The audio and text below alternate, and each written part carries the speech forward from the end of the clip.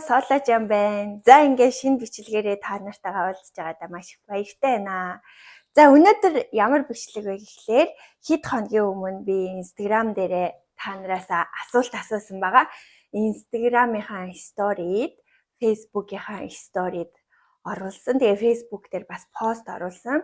За Facebook-ийнхан бол нэг асуухгүй лээ. Ихэнх нь Instagram-аас асуултууд орж ирсэн байгаа. Тэгээд өнөөдөр энэ бичлэгээрээ тэр асуултуудад хариулъя гэж бодож байна. Тэгээд яг энэ ийм төрлийн бичлэг би анх удаа хийж байна. Тэгээд жоохон алдаа оноотой байж магадгүй. Тэгээд ерөнхийдөө асуултуудынхаа төрлүүдийг англиад жанрыг гаргаж ирсэн. Тэгээд Японд амьдрах талаар, байрны лизинг, их сургууль, визний талаар, тэгээд арьс арчилгаа, Япон арьс арчилгааны бүтээгдэхүүний талаар бас асуусан байсан. За тэгээд найз нөхдийн харилцаа, эхнэр нөхрийн харилцаа, хорц харилцааны талаар бас хүмүүс айгүйх асуусан байна. Эмэгтэй хүн талаасаа бас өөрийнхөө эмэгтэй энерги яаж сэргээх вэ гэдэг талаар бас их асуусан. Хүүхэд хүмүүжлийн талаар бас асуусан байсан.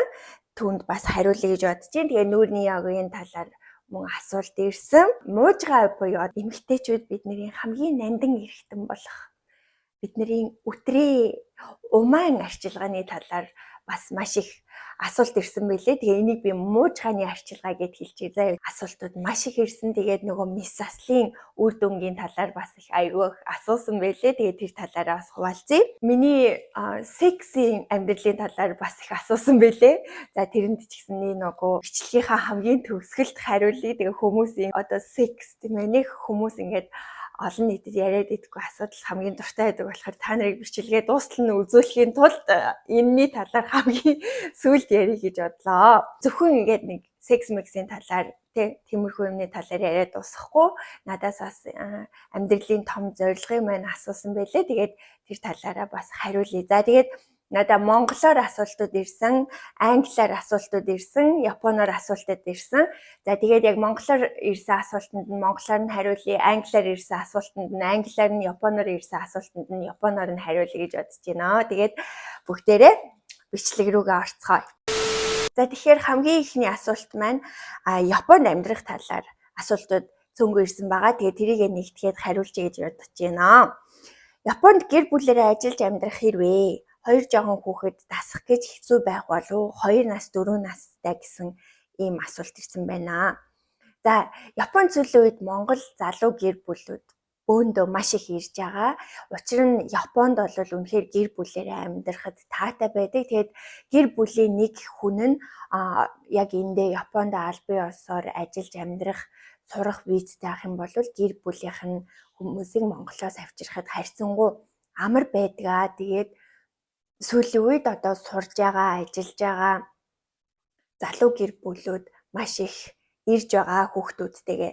За тэгээ миний хувьд энэ дээр бол та нар өөрсдөө ирэхээсээ өмнө Япон улсынхаа талаар судлаад, цалин хөлснийхөө талаар судлаад, тэгээд наашаа одоо ажиллаар жуулчлах гэж байгаа мó, эсвэл сургуульд ирэх гэж байгаа юу, тэр сургуулийнхаа гадаад сурагч хариуцсан хүнтэйгээ сайн холбогдож байгаад Японы талаар мэдээлэл аваад ирэхэд бол асуудалгүй. Яг ирэх бол асуудалгүй амархан гэж миний хувьд бол бодож байна. За ирснийхаа дараа хүмүүсийн залуу дүүнер одоо жоохон амьдралд ингээд нухлагдаагүй байгаа дүүнер би ч гэсэн бас анх ирээд яг 16-тай ирчээд жоохон ихэндээ бол ингээд нэг гоншхонж ийсэн. Тэгээ сүүлдээ Японд дуртай болоод одоо Япон бол миний ингээд төрсөн их орноос ялгаагүй юм орон болсон байгаа.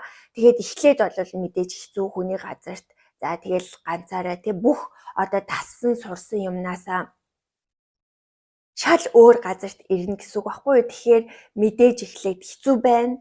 Яг ингээл очиод гүүгээл уулзчих хүн амтан байхгүй, ганцаард ийм үе бол хэн бүхэнд ирнэ. Тэгэхээр тэр үедээ ихэнх нь одоо над руу бас миний Facebook пэйж, Instagram руу ингээд өөрсдөө хүсэж ирчээд тэгээд одоо ирснийхаа дараа миний төсөөлсөн шиг газар биш байна, хармаар байна, та юу гэж бодож ийн гэд ингээд шал танихгүй хүн рүү ингээд чат бичээд одоо амьдралынхаа хамгийн том шийдвэрийг ингээд надаар гаргуулах гэдэг. Та нар битгий тийм байгаарэ, яг өөрсдөө гаргасан шийдвэрдээ бат зогсоод тэг хүний газар ирж байгаа юм чинь мэдээж эхлээ төрсөн гэр орноос мөн шал өөр байна. Монголоос бол бүр шал өөр байна гэдэг сэтгэл зүйтэй. Эхний 1 жил бол хэцүү байна гэсэн тийм сэтгэлийн тэнхээтэй бэлтгэлтэй ирээрээ гэж би хэлье. За хүүхдүүдийн хувьд бол хүүхдүүд бол аав ээж нь хамт байгаа бол ямар ч асуудлыг даван туулаа гарчдаг. Хүүхдүүд том хүнийг бодвол шинэ орчин нөхцөлд маш хурдан дасан зохицох чадвартай байдаг. Угаасаа яг тийм чадвар нь ингээд том хүнийг бодвол айгүй өндөр байдаг байхгүй. Тэгэхээр ихэнх хүмүүс ингээд хүүхдүүдтэй айгүй санаа зовоод байдаг. Үгүй хүүхдүүдтэй санаа зовхгүй та нар эхлээд өөрсөндөө санаа зов. Ирснийхаа дараа би гоншихнах уу, шалчихнах уу гэдгээ та нар өөрсдөө шийдэн. Том хүн нь шийдэн. Тэгээд том хүн нь шийдчихэд хүүхдүүдэд дагуулж ирээд тэгээ том хүн гоншгоноод байвал мэдээж хүүхдүүдэд тухгүй байна. Тэгэхээр хүүхдүүд бол шинэ орчин нөхцөлд маш их дасан зохицдог. За гэхдээ одоо 2 настай 4 настай хүнээс надад асуулт ирсэн байна шүү дээ. Тэгээ тэр бол яадаг вэ гэхлээр цэцэрлэг олдох одоо яг энэ Токио ч юм уу Токиогийн иргэн тойронд одоо Канагава, Сайтама, Чиба энэ төр гэсэн яг энэ Токиотой ойрхон мужуудад цэцэрлэг олдоход айгүй тааруу байдгаа, айгүй хөрсөлтөөнтэй гэсэн үг яа одоо. Тийм болохоор шууд ирээл цэцэрлэгт орчин гэсэн ойлголт байхгүй. Тэгээд аав ээж хоёр нь хоёулаа ажил хийдэг юм уу сурдаг байжээж цэцэрлэгт орно, улсын цэцэрлэгт орно. Тийм болохоор тиймэрхүү юмнуудаа айгүй сайн судалж агаад ирээрээ гэж хэлээ. Би Японд амьдардаг ч гэсэн над руу чатаар орж ирээд ингээд за барыг сургууль соёлын мэдээлэл өгөөдөх тийм ээ. Цэцэрлэгийн мэдээлэл өгөөдөх гэх манайхаа амар ингээд орж ирдэг. Уушлаараа би ч гэсэн одоо амьдралтай 3 хүүхдээ ингээд өсөх гээд ажилтай хажуугаар нь ингээ янз бүрийн юм хийгээ авч байгаа. Тэр болгонд би хүмүүст ингээд мэдээлэл өгөө сууж ингэж байхгүй. Энэ бол миний үнэт цагаа. Тэгээд одоо манайхын ингээд үнэгүй мэдээлэл авахыг айгу хүсдэг тийм ээ. Тэр чи одоо юу гэж юм гэхэлэр нэгэсэндээ одоо харамч хүн 2 дахин төлнө л гэсэн үг байдэн шүү дээ. Тэгэхээр хүний бас энэ цаг нарыг хүндэтгээд яг надаас биш яг одоо ингээ Монгол руу жуулчилдаг айгүй их компаниуд газрууд ингээ байдаг болсон шүү дээ. Тийшээгээ цаг заваа гаргаад төлөх ёстой хөлс мөнгөний төлөөд яг мэрэгжлийн түвшинд тэгж наашаага гэр бүлэрээ ирэх зөвлөгөөгөө аваарэ гэж та нараасаа гуйж байна. Соолоо нь бол тийм мэдээллийн товчоо биш шүү. Хувь хүн шүү. Тэгээ миний пэйжний гол зорилго бол ерөнхийдөө ингээд йог, нүүрний йог, одоо эрүүл амьдрах, өөдрөг байх талаар ингээ хуваалцдаг шүү дээ. Тийм болохоор та нар маань бас ойлгоорой. За энэ асуулт ингээ ерөнхийдөө болсон гэж бодож байна. За дараагийн асуулт бол байрны лизингийн талаар асуусан байлээ. За Японд байрны лизинг авахын тулд яах ёстой вэ гэхлээр нэгдүгээрт биднэрт байнгын оршин суух гэдэг одоо Eiju-ken гэсэн ийм байнгын оршин суух визний төрөл хэрэгтэй байдаг. За бас Кодо Жинзай гэдэг одоо өндөр чадвартай ажиллах хүч гэсэн ийм визний төрөл бас ингээд лизинг авах боломжтой байдаг. Тэгээд тэр визнийхаа төрөлтөө тэгээд сүүлийн 5 жил тасралтгүй хөдөлмөрлөөд орлого нь тасраагүй одоо орлогынх нь хэмжээ нь бас тийм бага биш. Японд бол ингээд албан газарт ажиллаж байгаа бол жил бүрийн 12 сард орлогоо мэдүүлдэг байхгүй юу. Тэгээд тэр орлогоор чинь бидний жилийн орлого хэр байна. За энэ хүн ойролцоогоор хэдэн йений зээл лизинг авах боломжтой вэ гэдэг чинь ингээ гараад ирнэ гэсэн үг. За тэгээд сүүлийн 5 жил татвараа сайхан төрлөөд орлогоо мэдүүлсэн одоо орлогын баталгаа болсон юм бичгүүдэд цуглуулад тэгээд байнгын оршин суугч гэсэн виз за эсвэл өндөр чадвартай хүний нөөц гэсэн визний төрөл Кодо Жинзай гэсэн тийм визний төрөлтэй юм бол банк санхүүгийн байгууллагаас лизинг аваад байрны лизинд орох боломжтой. Тэгээд сүүлийн үед бол байрны үн бүр үнэхээр нэмэгдэж байгаа. Тэрийгээ дагаад нөгөө нэг байрны лизинг авахын тулд одоо бидний орлогын түвшин өндөр байх шаардлагатай болоод эхэлж байна гэсэн үг. Сайн одоо нэг компанид ажиллаж байгаа бол айгүй сайн ажиллаад цалин хөлсөө нэмүүлээд ингээд тууштай ажиллаад татвараа төлөөд орлогоо мэдүүлээд явах юм бол ер нь ирээдүйд айгүй сайн гэсэн үг баггүй. Соолон ч гэсэн өөрөө их сургуулаа 2011 онд төгсөөд 11 оныхон 4 сараас би нэг компанид 10 жил ажилласан. Цалин хөлсөө нэмүүлээд орлогоо мэдүүлээд ингээд явж байгаад тэгээ өнөөдөр би ингээд өөрийнхөө нэр дээр байрны лизинг авах юм чадвартай болоод ингээд байраа авсан байгаамаа. Одоо энэ байраа аваад 6 жил болж байгаа байхгүй юу. Тэгээ манай байр болохоор хуучин байр авсан. За яагаад би хуучин байр авсан бэ гэхлээр Японд бол ихэнхдээ шинэ байр авна штэ тий дөнгөж баригдсан шинэ байр авахаар тэр үедээ бол үнэ айгүй өндөр байдаг байхгүй. Тэгээд хэдэн жилийн дараанаас жоохон ингээд буураад ирдэг гэсэн үг. Тэгэхээр шинэ байр авчаад тэр байранда насан туршдаа амьдрахгүй гэх юм бол ингээд буцаагаад зарах үед жоохон ингээд үнэн нь буураад өөрөө шатах магадлалтай гэсэн үг байхгүй юу. Тийм учраас ер нь бол миний хувьд энэ хуучин байр авсан байгаа. За тэгээд тухайн үед миний хийжсэн ажлын цалин бас одоо яг энэ байрыг авахд миний орлого хүрсэн гэсэн үг байхгүй юу. Тэгэхээр яг ингээ бүх юм давхцаад энэ байраа ингээ худалдаж авсан. Тэгээ энэ байрандаа бол би дуртай манайх нэг давхарт өгдөг. Тэгээд 3 хүүхэдтэй манай хүүхдүүд чинь ингээл бужигнахаар доод айл энэ төр байхгүй болохоор бас их амар байдаг. Энэ нь бол одоо миний энэ байрны одоо хамгийн нөө юм уу гэж бодоход тэрэнд нь би айгүй хорогдоод байдаг. Одоо хотын төвд газар аваад хаус барих гэх юм бол угаасаа айгүй хэцүү шүү дээ. Японочууд ч тийм газар олддоггүй. Тэгэхээр тэгээ маш их үнэтэй болдог. Тэгээд хаус авъя гэхээр жоохон хөдөө одоо хотын төвөөс хол газрууд байх гэдэг. Тийм газар ингээд байшин бариад орохоор бас тэр байшингийн үнцийн шууд ороод ингээд бараг 5 жилийн дараанаас эхлээд унаад эхэлдэг байхгүй. Тэгэхээр миний хувьд бол Японд байр сав авах юм бол нэг хуучин биш. Тэгээ доторх нь цэвэрхэн реформ буюу одоо бүрэн засвар хийсэн ийм байрыг лизингээр авал дараа нь ингээд зарж мараад те ер нь бол алдагдaltaгүй байх боломжтой гэж бодож байна. За тэгээ бүгдээрэнд 8 жилд Японд ажиллаж хөдөлмөрлөж байгаа залуус маань ажиллаа сайн хийгээд нэг компанид ядаж тууштай 5-аас 10 жил. За нэг газараа тууштай биш байсан ч гэсэн ер нь өөрийнхөө карьерийг аягүй сайн бодоод ингээд өсгөөд яваарэ гэж хэлье. За дараагийн Японтой холбоотой асуулт бол Японы их сургууль ямар вэ гэсэн бэлээ. За соёлогын хувьд 2007 онд ахлах сургуулаа Японы ахлах сургуулаа төгсчөөд Азийн их сургууль буюу Азиагийн их сургууль гэдэг Мусашиноши буюу одоо Токиогийн Мусашино гэдэг хотод байрладаг их сургуульд орж исэн. Намайг бас ямар мэрэгчлээ вэ гэж асуусан байсан. Би олон улсын харилцаагаар 4 жил сураад төгссөн байгаа. Ерөнхийдөө манай Азийн их сургууль бол нэг тийм амар супер сургуультай бол орохгүй Япондоо. Гэтэ бас хүмүүс мэдхүү гэвэл мэддэг юм их сургууль байгаа. Ерөнхийдөө яг нэг тийм алдартай ч биш, нэг тийм алдаргүйч биш, тийм сургууль гэсэн үг, дундаж гэсэн үг байхгүй юу? Тэгээ яагаад би энэ сургуульд орох болсон бэ гэхээр би нөгөө 2004 онд анх Японд ирчээд тэгээ нөгөө ямар ч хэл усгүй байсан. Тэгээ надад хийж чаддаг спорт энэ төр байгаагүй. Одоо яг бусдаас онцгойрох юм байгаагүй. Надад юу байсан бэ гэхээр би хичээлээ хийгээд Япон хэлийг хамгийн сайн сайжруулж чадах юм байна гэдгээ би тэр үед анзаарсан байхгүй юу. Тэгээд Японд очиод жил хагасын дотор би бүр хөтлөө Япон хэлээнүүдэд би бол анх Монголоос хирагана, катагана буюу нөгөө нэг одоо үсгтэй л ирж исэн баггүй, ханз манз нэг мэдгүй ярьдгүй, би багасаа англи хэл сурч исэн. Тэгээд Японд ирчээд надаа ингээд ямар ч Япон хэлний бараг мэдлэг байхгүй, ингээд Японы ахлах сургуульд орсон. Би хичээл юу ч ойлгохгүй, хүний яриа юу ч ойлгохгүй ингээд дүнхийгээр явж исэн. Тэгээд миний орсон ахлах сургуульд хүмүүс спортороо айгуу сайн явдаг.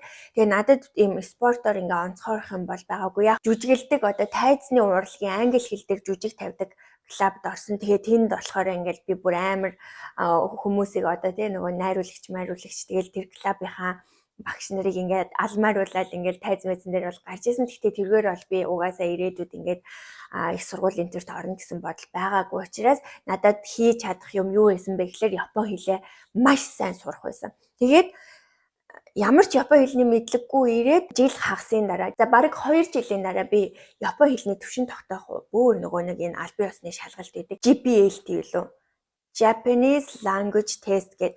Тэгээд тэрний би шууд амар хичээлээ хийгээл тэгээ бүр ингээд шүнжин сууж хичээлээ хийдэг, ханцнуудыг өстой нүддэг. Тэгээд өөрийнхөө яг Япон хэлний хичээлээс сургуулийнхаа хичээлийг дуусангууд шууд тараал нөгөө хятад хүмүүсийн Япон хэлний курс гэж байсан. Тэгээл тийшээгээ гүйж очиод тэднэртэй хамт ингээд хичээл хийсээр хагаад тэгээд тэр Япон хэлний төвшин тогтоох шалгалтын дээр би шууд 2 жилийн дараа N1-ийг өгнө гэд шалгалтандаа бүсэлтээ гаргаад тэгээд 2 жилийн дараа шууд шалгалтанд ороод N1-тэй шууд тэнцэжсэн.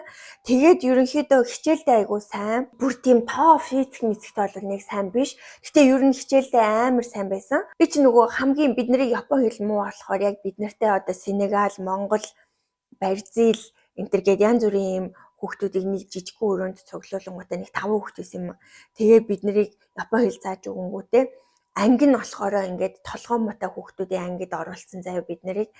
Тэгээд тэрнийх нь ингээд бүгдээрээ ингээд унтаж мунтчихэд ямар ч хичээл хийх тийм мотивацтай хүүхдүүд биш ангид намайг оруулсан. Тэр нь надад ерөөсөө таалагдахгүй. Тэгээд би шалгалтуудаа бүгдийг ингээд амар сайн хичээгээд бүгдийг би 95-аас дээш мэш ингээд 100 муу авч ягаад хөөе би энэ толгой муутай ангиас чинь гармаар байна гэж хэлээд шалгалтын дүү юм байна гэд. Тэгсэн чинь намайг ингээ 2 анги дэвшүүлээд доороосоо 2 дахь толгойсоо ангид оруулсан байхгүй юу. Тэгээ тэр ангидаа оронгуудаа би бас ингээл тэгэл тэгсэн чинь бас арай нэг харьцангуй гайгүй толгой сайтай хүүхдүүд. Гэхдээ бүр Япон хүүхдүүд бол манай Монгол хэл хүүхдүүдийг бодвол тийм амар толгойтойг үгүй. Гэхдээ манай сургуулийн төвшин бас айгүй муу байсан байхгүй юу. Өөр айгүй төвшин сайн Япон сургуулиуд бол байгаа хотын төвүүдээр. Тэгээд манай сургуулийн төвшин бол айгүй жоохон муу. Гэхдээ тэр төвшин дотор бол бас гайгүй ангид нь орсон. Тэгэнгүүтээ би шууд эхний 3-т нь ороод дүнгээрээ өрсөлддөг болоод эхэлсэн. Өрсөлдөж байгаад айгүй сайн хичээлүүдтэй айгүй сайн дүн аваад эхэлсэн чинь манай багш нар намайг чи ингээд хичээл айгүй сайн хийж байгаа болохоор манай сургуульд энэ Азийн их сургуульд хөнгөлөлттэй шалгалтаар орох ийм нэг ирэх байна. Тэрийг энэ жилийн эрхийг чамд ингээд өгье гэж бодож байна гэд яг конкурс дахь жил надад хэлжсэн байхгүй. Тэгээд би өөрийнхөө биеийн амрыг бодоод ч юм уу жоохон залхуураад тэгээ за их сургуулийн боломж олцсон дээр нь тгийгээд тэгээ тэр сургуульд орж исэн. Тэгээ одоо ингээд жоохон бодох нэ яг ингээд ажил дээр гараад үзэнгүүд дандаа ийм амар сайн одоо Токиогийн их сургууль, Waseda, Keio айгуу сайн сургуулиудын хүмүүс ингээд карьер нь айгуу сайн явд юм бэлээ. Ерөөсөө зүгээр тэр сургуулийг төгссөн байхад гэсэн үг байхгүй юу?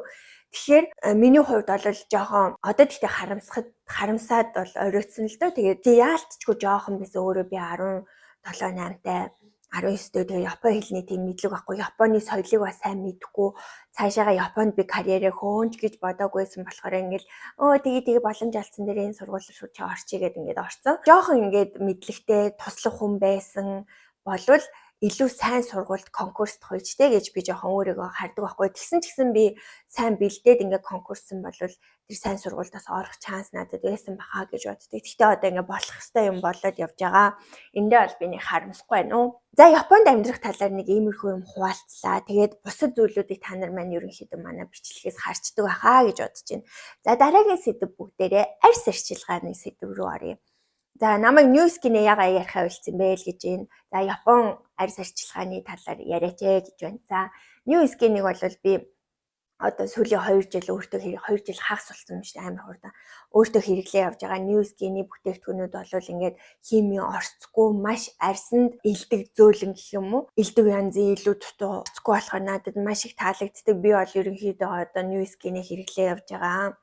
За би өмнө нь Shiseido-гийн бүтээгдэхүүнүүд, D програм гэл янз бүрийн Япон бүтээгдэхүүнүүдийг ингээл хэрэглээл яваад идэг байсан. Тэгээд тэд нэр Япон бүтээгдэхүүнүүд за ялангуяа энэ дэлгүүрт зарагдаж байгаа тийм. Одоо хүний бүтээгдэхүүн Монголд зараад амар рекламдаад байгаа бүтээгдэхүүнүүдийг бас муу хэлхэн цаашаа одоо энэ яг энэ драг сторуудад зарагддаг манай Монголын Япон дэлгүүрүүдэд зарагдаж байгаа арьс арчилгаанд бол би үнэндээ дурггүй. Яг хэсэг тухайн үед мэдгүй бусад орны бүтээгдэхүүнтэй харьцуулахад Япон бүтээгдэхүүн гоё байдаг гэж магадгүй. Гэхдээ би Япон дотор амьдраад тийм нөгөө бүх ихэнхийг ингээ хэрэглээд үзсэн.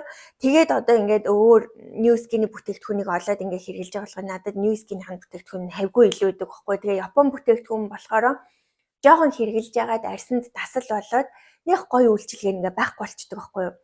Тийм болохоор би ерөөсөө ингээ дахиад хэрэглэхээ болсон. Тэгээд амар гоё юм чамин савнаас цаашгүй гэж хардаг. Яг үнийг хэлэхэд бол одоо ингээл Shiseido, SK2 тиймэрхүү юмнууд ингээл зөндөө байдаг. Тэд нар бол ерөнхийдөө та нар бас жоохон хэрсүү байгаад нэг тийм савлгаа нь гоё биш хэрнээ үнэтэй бүтээгдэхүүн бас байдаг тийм ээ. Одоо манай Newskin чинь нэг тиймэрхүү байхгүй. Амар гоё савлгаатай тэгэл үнэн лакшери харагдал тэгэл бас үнэн айгүй үнэтэй. Тийм бүтээгдэхүүн хоёрын алийг сонгоё гэвэл би сав баглаа нь энгийн хэрнээ үнэтэй бүтээгдэхүүнийг сонгоорой гэж хэлж байгаа байхгүй. Тэр нь яагаад вэ гэхлээр дотор орцсондоо хамаг мөнгөө зориулаад ингээд илүү сайн бүтээгдэхүүн гаргахыг хичээдэг. Тэр сав баглаан чамин ганган чинь сав баглаанда хамаг мөнгөө зарчдаг байхгүй. Энэ бүр ингээд надаа одоо Японы гоо сайхны арьс арчилгааны салбарт ажилладаг бүр хэд хэдэн танилуд байна. Тэд нар бүгдээрээ тэгж хэлдэг. Тэгээд тэд нар өөрсдөө яг тэр бүтээгдэхүүнээ хэрэглэдэг үү гэвэл үгүй. Тэгэхээр юу гэсэн энэ амар сонин зөрчилтэй байгаа юм тест. Тэгээд бас ингээд Япон гэдэг байгаа юм. За мэдээж хүн болгоны арьс өөр болохоор гоё Япон бүтээгдэхүүн үнэхээр гоё тохирдог хүмүүс байдаг байж магадгүй. Тэрийг би бол үгүйсэхгүй. Тэгээд тэрийг гоё хэрэглээд ингээд шүтэн бишрээд бол явж болно. Гэхдээ тэр сав баглаа ингээд хитрхи фэнси тэгсэн хэрнээ ингээд доторх нь ингээд орцсон айгу баг мах ч юм уу тиймэрхүү бүтээгдэхүүн байх юм бол ер нь жоохон сайн судалж агаад бодож жагаад ингээд авч хэрэгжилж байгаарэ. Тэгээ бидний одоо энэ арьс чинь бид нар нэг тоодгүй тийм ээ.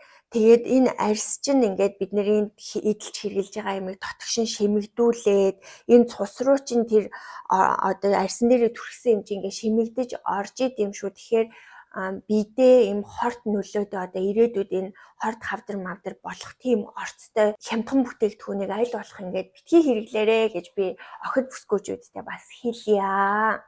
За тэгээ миний хувьд бол би нүүр мөрөө кремддгүү би нарны тосоол түрхээ явдаг. Тэгээд крем пудр мөдөр чи ингээд бас л нөл хими орц байгаа шүү дээ. Мэдээж залуу байхдаа ингээд ойр зур кремддэг байсан уу гэвэл кремддэг байсан. Гэхдээ яваандаа аль болох одоо хүмүүс Япон эмэгтэйчүүдийн нэг хүсэл өгдөг зав. Тэр нь юу вэ гэхээр бүр ингээд фаундейшн пудр түрхгүй болмоор тийм арьс буцаа тийм арьстай болмоор ингэж хэлдэг байхгүй юу. Тэгэхээр та нараас тэрийг ингээд сонирхоод үзээрэй заа юм. За тэгээ арьс арчилгаа ярьсан дээрээ би нөгөө 10 сараас эхлээд Японы Сайтама мужи Урава гэдэг өртөөн дээр салон одоо хамтарч эзэмшиж эхэлсэн байгаа. Тэгээ манай тэр салон дээр гоё ингээд арьс арчилгаа хийж байгаа аппаратуудыг ашиглаад биеийн арчилгаа одоо хөдөлгүүгээр турах боломжтой байхгүй биеийнхээ өөхийг ингээд багасгах боломжтой, целлюлит энэ төр багасгах боломжтой. За тэгээ тэрний нүүрний ингээд аппарат энэ төр бас байгаа.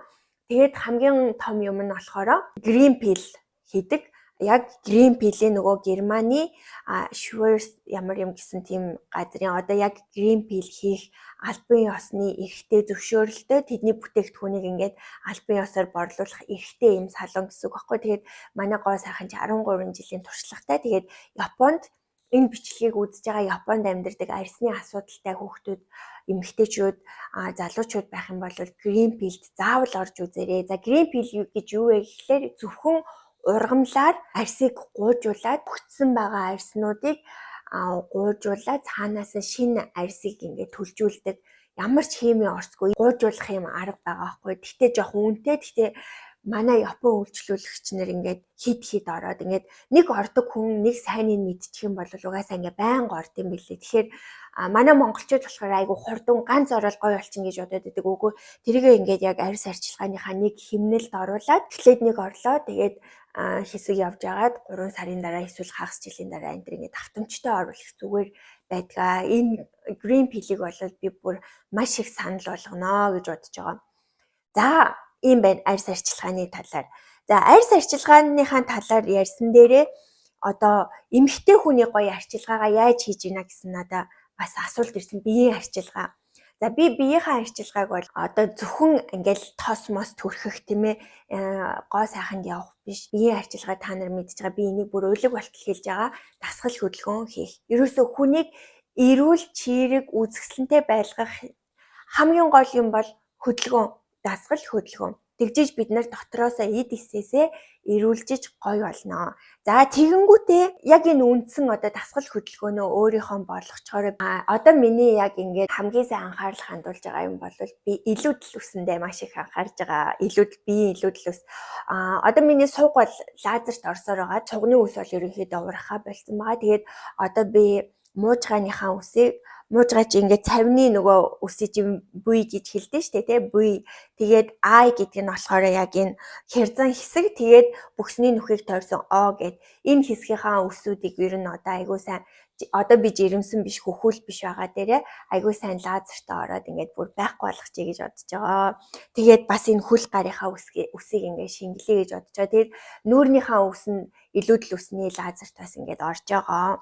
Энэ бол миний одоо өөрийгөө бас ингээд гоёор мэдрэхийн тулд хийж байгаа миний биеийн арчилгаа байгаамаа.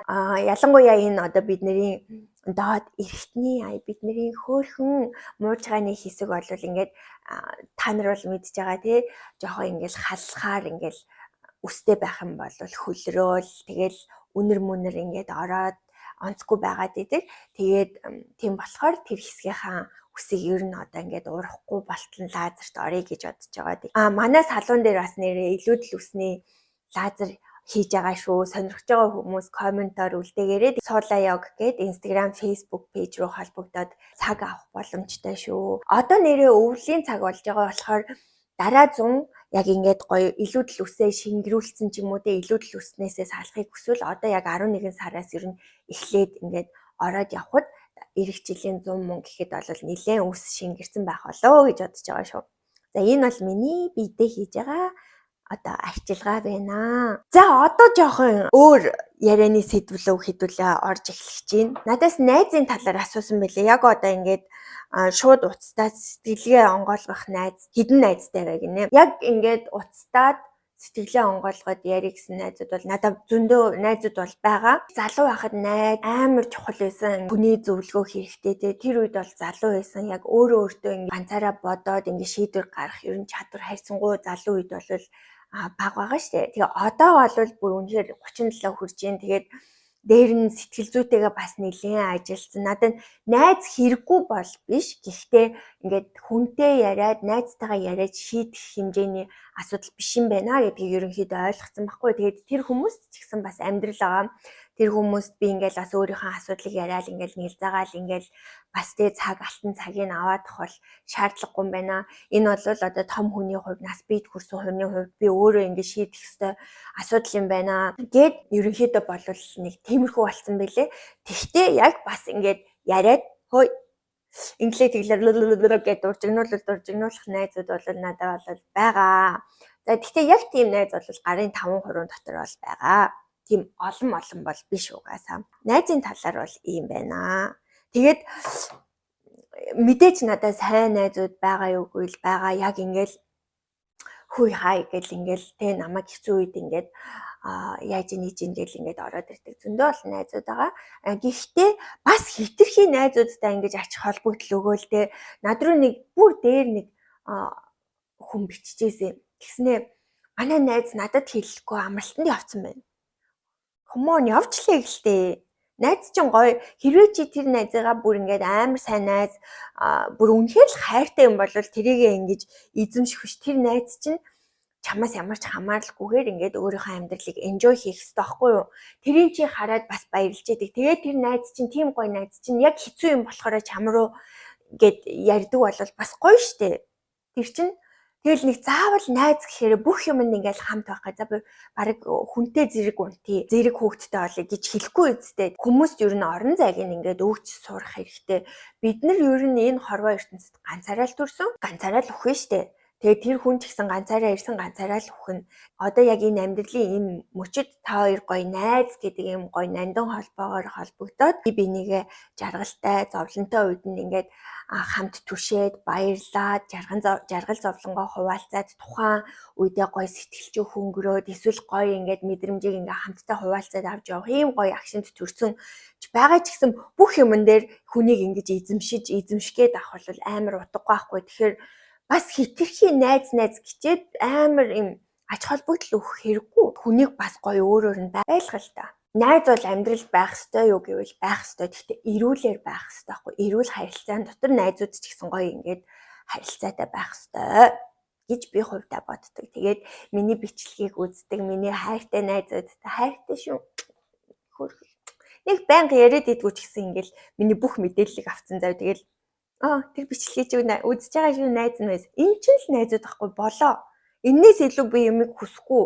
Тэгээд хэрэг гарвал одоо тэгээд угаасаа ингээл бид нэр яг бүгдээрээ нөхөн үржлийнхаа үед яваад тийм ээ гэр бүл хүүхдүүдтэй хамаг анхаарал цагаа зарцуулдаг насан дээр ирсэн болохоор тэгээл өмнөх 20 эдэн настай шигээ 10 эдэн настай шигээ ингээд гэдэг цаг заван чалга. Угаасаа тэгээд бас ингээд хүний хувьд ингээд өсөж том болж байгаа болохоор ингээд нэг уулзахаараа хүм уулаад тэр бол найзын харилцаа ерөөсөө биш шүү заяа. Одоо найзын гоё харилцаатай байж байгаа ч гэсэн заримдаа ингээд нэг хүний онцгүй үйлдэл дээр санаа нийлээд хүм уулах явдал байгаа. Гэхдээ бүр зүгээр уулзахаараа хүм уулах гэж уулздаг тийм гарууд бас биш дээ. No. Тэр бол эрүүл биш шүү заяа. Заагтай байгаарэ гэж хэлээ. За би гоё хөлөө завлаа суучих. За, асуултуудаа бас яг харж байгаад хариулвал гоё юм аа. Эмэгтэй энерги хэрхэн нэмэгдүүлэх вэ гэсэн байна. За, эмэгтэй энерги гэдэг чинь бол ерөнхийдөө амар нарийн. Би нэр яг энэ эмэгтэй энергийн талаар ярихаас өмнө манай цогтын амгалан багшийн гой дайл гэдэг аппликейшн байгаа штэ. Тэрэн дээр зөвхөн эмэгтэйчүүдэд гээд цомог байгаа. Тэрэн дотор нь эхлээд эмэгтэй бол гэсэн лекц байдаг байхгүй юу? Тэрийг би бүр бүх эмэгтэй хүмүүс сонсоод үзээрэй гэж бодож байна. 50k гэж зарж байгаа. Эхлээд эмэгтэй бол. Тэгэл би анх тэр лекцийг сонсчоод oh my god би эмэгтэй биш юм байна шүү гэж бодсон. Эмэгтэй биш. Тэгээ би нөгөө сэтгэл зүйнүүдтэйгээ ингээл ажиллаад ингээл явж байгаа. Би яагаад ийм эр хүмүүстэй уулзраад байдаг. Тэгээ би яагаад ингээл өөрөө нэг ийм амьдралын төлөө зүтгэцэн, стресстсэн. Тэгэл амар хүн болгоныг шүүмжилдэг ийм болцсноо тэндээс би олж харж байгаа байхгүй юу? Багшийнхаа сургалтнаас лекцээс.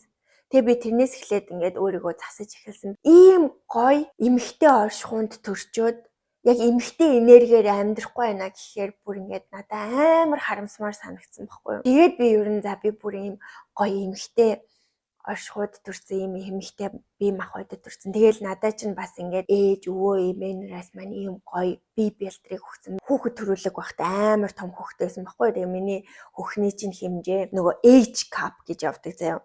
H A B C D E F G H байсан заяа. Тэгээ надад Японоос тухайн үед ингээд левчиг олддгоо. Тийм байсан баггүй. Тэгээ эн чинь бас ингээд цаанаасаа ингээд надад ингээд ийм гоё эмэгтэй биеийг өгчихсөн. Тэгээ би бас нэг тийм тарган бандгар биш хэрнээ ингээ бас юм хөөрхөн биеийн хэлбэр энтертэй. Тэгээ би тэгсэн хэрнээ би өөртөө амар ихтгэлгүй дүүсэн бохоо. Тэгээ манай найзууд соолоо ийм гоё биетэй юм чинь өстой ийм гоё биетэй мэтийг би тэгэхэд би өөртөө хизээж итгэдэггүйсэн заяа. Амар ихтгэл муутай. Тийм болохоор би ингээд амьдралдаа элдв янзын ирчүүдийг оруулж ирээд өөрийнхөө ийм одоо бүр хамгийн нандин ийм өөрийнхөө биеийг ингээд шал ийм илүүдтэй хүмүүст ингээд зориулаад яваад идсэн байхгүй. Тэгээ би одоо л би нэрнгээсээ өөрийнхөө биений үн цэнийг би мэдэрч байгаа. Одоо ингээд 3 хүүхэд төрүүлээд миний бие яг 19, 20, 21 тэр биедээ биш ч гэсэн би тэгтээ миний бие бол бүр одоо ингээд надад хамгийн нандин. Тэгээ би энэ бие ингээд хинт ч хамаагүй би золихгүй. Тийм болцсон, ийм сэтгэл зүйтэй болсон байгаа байхгүй. Өмнө нь бол ингээд өөртөө амар итгэлгүй, галт ухамсартай би өөрийгөө эмэгтэй гэж мэдэрдэггүй, эрэгтэй байсан ч болоосаа энэ төр гэж би айгүй хүсдэг байсан байхгүй. Илчлэлийн насан дээрээ би яагаад эмэгтэй болоод төрсөн бэл, эрэгтэй болоод төрсөн бол гоё барилдаж марилдалстай алахгүй юу гэж би боддогс амар иршүүд бандлаг байсан байхгүй би. Одоо л би яг өөрийгөө эмэгтэй хүн талаасаа би мэдэрч байгаа, эмэгтэй хүн байх гоё, бас амар гоё мэдэрч байгаа. Тэгээд тийм эмэгтэй энергиэрээ ингээд өөрийгөө мэдрээд эхлэхээр чиний хажуудаа байгаа эр хүнээ бас яг эрэгтэй эр хүн гэдгийг мэдрүүлж чаддаг тийм эмэгтэй болдог гэж байгаа байхгүй юу. Тэгээ би тэгсэн чинь дандаа юм ингээд жоох өөрөөсөө сул дорой эрэгтэй хүнийг ингээд өөртөө татаад идэг. Тэгээл тэднэр нь ингээд амьдралд маань орж ирээл ингээл. За тэрийг бол дараа яри, цаг нь болохоор яри. Тэгэхээр эмэгтэй энергийг нэмэгдүүлэхэд бол бидний одоо яг энэ нийгэмд амьдарч байгаа энэ хурдтай, эрч хүчтэй, авхаалчтай, самбаатай бүхнийг амжуулдаг эн чинь дандаа эрэгтэй энерги гэж байгаа байхгүй. Тэгээ манай багшийн тэр лекцийг сонсохоор юу эмэгтэй энерги вэ гэдгийг та нар ойлгох болно. Миний хувьд би одоо ингээд гэрээсээ ажиллаад хүссэн үедээ хүссэн юмаа хийгээд тэгсэн хэрнээ мөнгөө олоод ингээд байж байгаа маань миний эмэгтэй энерги илүү давамгайлж байгаа. Эмэгтэй энерги болохоор эвлэрүүлэх, эвлэлдүүлэх, юмыг олон болгох, үржүүлэх, далд хүрч байдаг гэж байгаа байхгүй юу. Би бол ерөнхийдөө одоо яг ингээд өөрийгөө айгүй эмэгтэй оршихугаараа эмэгтэй энергиээрээ мэдэрдэг. Тийм болохоор бас ингээд одоо над руу ингээд айгүй олон хүмүүс яаж юм соглоо байгаад байгаа юм би хөөши хай гэл ингээд айгүй хвчиж байгаа байхгүй юу. Тэгээд тэгээ сая нөгөө нэг нөхрөөсөө салж байгаа энэ төр гээд пост жоохон хэсэг оруулсан чинь над руу бас ингээл бүр амар олон ирчүүд ингээл чат бичээл. Тэг би нөө одоо та нарт хуурдахгүй. Одоо би та нарт хуурдахгүй шүү гэд. Тэгээ хүмүүстэй ер нь угаасаа тэгж хүн амтантай чаатлах цаг зав алга надаа. За ийм байна. За тэгээд надаас бас юу асуусан бэлээ. дахиж хүнтэй суух уу гэсэн байлээ. Ингэдэг гэсэн. Нөгөө дөнгөж одоо салж байгаа хүмүүс одоо ингээл новшийн салалт дундуур явж байгаа штэ. Тэгээд батлуулсан хүмүүс чинь салах бүр юм ядаргаатай. Тэгээд ихэнх юм салалтаа хийгээд ч юм уу нэг салаад удаагүй байгаа хүмүүс дахиж хизээч хүнтэй суухгүй гэж хэлдэг гэсэн. За тэгж жагаад жоохон ингээд тайвшраад нөгөө өмнөх харилцаанаас тэрнийхэн шарах соргиноос идэгрээд ингээд жоохон тайвшраад ингээд ирэхээрээ дахиж хүнтэй суумаар санагдаад эхэлдэг гинэ. А миний хувьд бол би дахиж хүнтэй гэрлэхгүй. Гэрлэлтэд би батлуулахгүй. Үнэхээр төвхтэй байд юм байна. Одоо ингээд яг салгуулах гээд ингээд явж байгаа байхгүй. Тэгээд үнэхээр төвхтэй. Тэгээ би сая нэрээ бас сүүлд подкаст сонссон. Америкийн гэр бүл салалтаар 25 жил ажиллаж байгаа өмгөөлөгч гээд Diary of CEO гээд подкастэнд сүүлд орсон байсан. Тэр хүний 2-3 подкастыг сонсоод одоо ингээ гэрлэлтийн баталгаа гэдэг зүйл бол амар эрсдэлтэй шийдвэр гэж байгаа байхгүй амьдрал. Тийм болохоор ингээд хүмүүс ийм эрсдэлтэй шийдвэрийг амар хөнгөн ингээ гаргацдаг гэж байгаа. Тэгээд би өөрөө яагаад ингээ хүнтэй ингээ гэрлэлтэд батлуулсан талаар ярих юм бол та нар намайг зүгээр энэ ямар тэнэг хүүхэн бэ л гэж бодсон заяа. Тэгээд тийм болохоор за би тэрийг бас ингээд одоо нэг яриад яхин тий. Нөгөө хүнээ бас хүндлээд тэгээд ийм амар тийм амьдралын том шийдвэрийг би бүр амар тэнэг өнгөцгөн гаргацсан байгаа байхгүй юу. Тэгэл за өстө тэнэглээсэй байна да гэд би өөрийгөө ингээ бодоо сууж байгаа. Одоо тэгээд хийсэн үлийн үрийг идлээд ингээд одоо ийм салалт дундуур ингээ явж байгаа. За тэгээд дахиж бол би хүнтэй гэрлэлтэд батлуулахгүй.